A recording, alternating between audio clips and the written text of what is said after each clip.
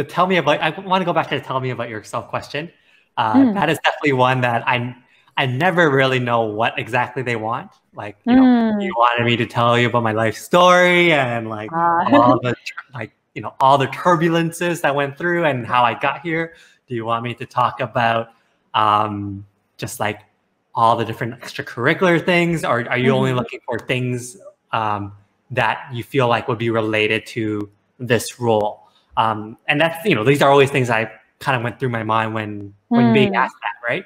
What exactly are they really trying to get out of that question? Mm. I think it's okay to like tell a little bit of backstory about yourself, but please don't go into your life story. Sometimes that happens to me with candidates. And I'll ask them like, "Oh, tell me a little bit about yourself and why you're applying for Mindvalley." And then suddenly, like 15 minutes later, they're still talking. It's like, maybe we should wrap this up, please.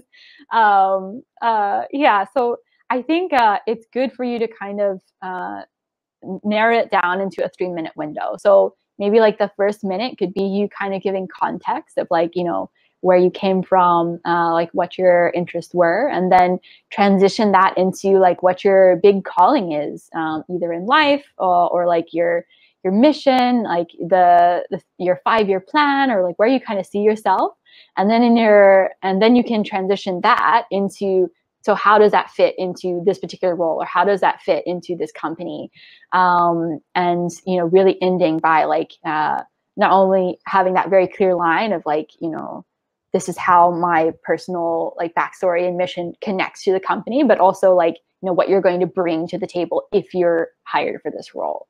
I think if you can nail that in like 3 minutes time already, that's like a powerful start. And the recruiter can really like dig deeper into that. But yes, like, try not to go into a 10-minute rant, but also try to, go a little bit deeper than just like, "Hi, my name is Katie. I was an international relations student and now I'm looking for a job in HR." You want to like give a little bit more substance than that. Okay, thank you for that. Like, definitely helps me, and I'm sure it's going to help lots of other people. Um, okay, so how do I phrase this? Is there something specific that that this first interview that the HR person is looking for? Hmm. Yeah, I think that'll depend from company to company, but usually in the first like phone screen or first interview, it's always to see like a basic culture and skill fit. So like for example, for Mindvalley, we have a lot of values that we want to make sure that everyone that comes into Mindvalley has those same core values. So we'll ask a lot about like your past experiences, what you value, like in life, in your team environments, and that sort of thing. And if we can see that there's some commonality in like your answers as well as Mindvalley's, that's a good sign for us.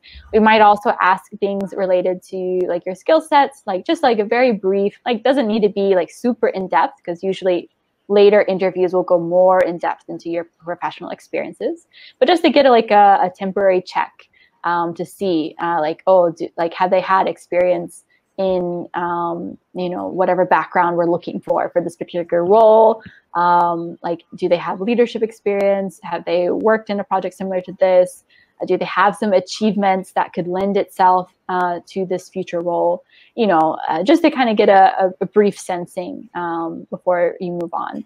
And then also sometimes it's just like logistical related stuff as well. So for instance, like we might ask like about your notice period, if you need, if you're a foreigner, like, if you're willing to relocate here, those kind of things, just to make sure like, there's no red flags from the get-go. But the first interview is more just like, basic fit. It's usually the second and third interview that are going to be a little bit more intense. They're going to be longer. They're going to be throwing a lot of like, behavioral or situational questions at you. So those are going to be the ones where you might want to like prepare more in depth to make sure that you're really ready for those. Hey, this is CS from More Money Malaysia. We are a platform dedicated to helping Malaysians like you make smart financial decisions. And the way we do that is through providing you with actionable advice, such as the video you just saw, right? But we're not here just to become your intellectual entertainment. We really do want to see you succeed, because we want to see you live that ultimate life that you've always dreamt of, right? And in order for us to do that, what we've decided to do is we want to help make it easier for you by providing different types of rewards throughout the months. So make sure you check out the description below, click on that link and see what type of reward you might be able to qualify for by taking action right now. And if you have any other questions about any of this, feel free to contact us wherever you find us. Take care.